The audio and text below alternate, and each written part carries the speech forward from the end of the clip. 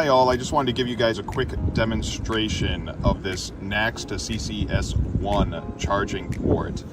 We're going to charge this here at the Tesla charger to give you guys an example of how over 100 kilowatt hours just for a second or two, and then went back down to 96 kilowatts.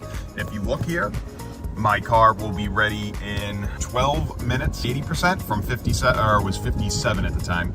And then, what do we got here? 35 minutes to get to 100. Now, after it gets to around 80%, your battery charging slows down quite a bit. That's why there's a bit of a difference. But to go from 57 in 12, 13 minutes, something like that, not bad. And to get 100 kilowatt hours, that's pretty quick. It's not the quickest in the world, but for using an adapter, it's still very quick. It's gonna get your car charged very quickly. All right, guys, I'd recommend this one. It's a good one. Good pick.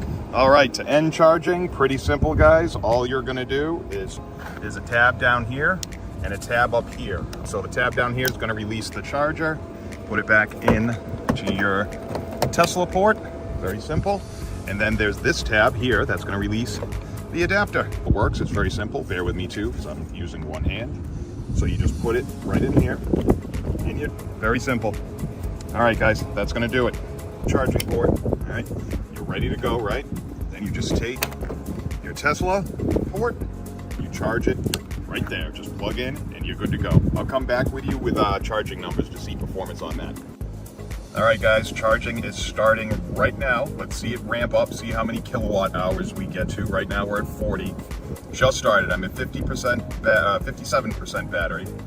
Let's see how it goes. See how it ramps up here. Literally just started the charging process. All right, I'm gonna get back to you, give it a second to see how high it gets. All right, so I gave it another minute, maybe a little less, and it looks like we're staying steady at 96 kilowatts. It went over